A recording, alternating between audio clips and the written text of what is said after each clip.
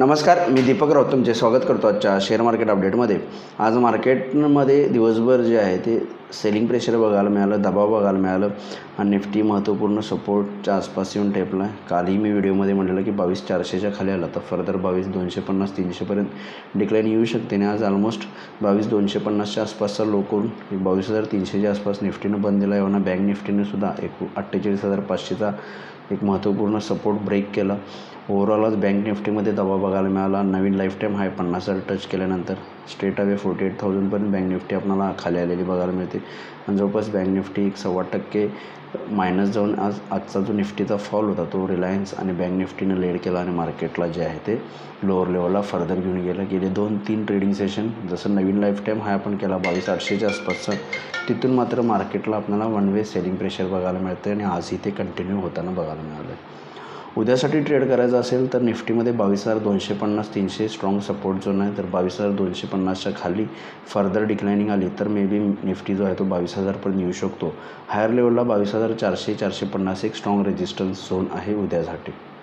त्यामुळे clear cut उद्या निफ्टीला 22,250च्या खाली गेला तर फर्दर डिक्लाईन येऊ शकते. 22,400-450 एक स्ट्रॉंग रेजिस्टन्स झोन आहे. बँक निफ्टीमध्ये सिमिलरली 48,000 एक स्ट्रॉंग सपोर्ट झोन आहे. 48,500 एक महत्त्वपूर्ण रेजिस्टन्स झोन आहे. पण ओव्हरऑल सेल ऑन राइजेस आहे. मार्केट 48,500च्या आसपास मिळाला तर एक सेलिंग ऑपॉर्च्युनिटी आहे आणि निफ्टीमध्ये सुद्धा 22,400-450च्या आसपास एक सेलिंग ऑपॉर्च्युनिटी बनू शकते इंट्राडेसाठी. ओव्हरऑल मार्केटवर दबाव राहील असं वाटतं, सेल ऑन राईज राहील असं वाटतं. आज FIDIचा डेटा बघायला झालं तर आजचा डेटा अजून अवेलेबल नाही, पण FISने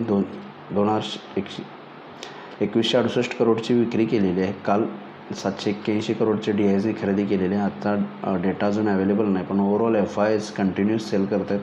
तर मार्केटमध्ये जे आहे ते हायर लेवलला नेहमी सेलिंग प्रेशर विटनेस होत आहे. मार्केट जे आहे ते वाढण्यापेक्षा सेलिंग प्रेशरनं खाली येणं थोडंसं जास्त प्रिपेअर करते या गेल्या 2 ते 3 ट्रेडिंग सेशनमध्ये.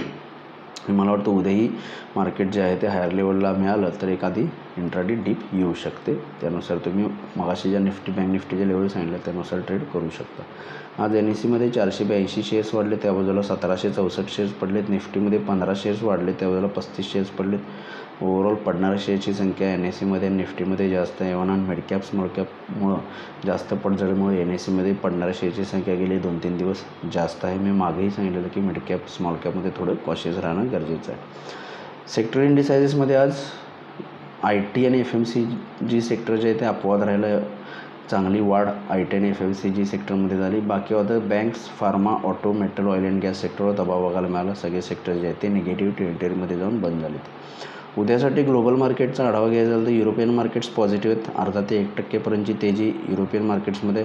डाव फ्युचर मात्र फ्लॅट आहेत, 20 पॉईंट पॉझिटिव्हमध्ये आहे. गेले 2 दिवस US मार्केट्समध्ये चांगली रॅली आली.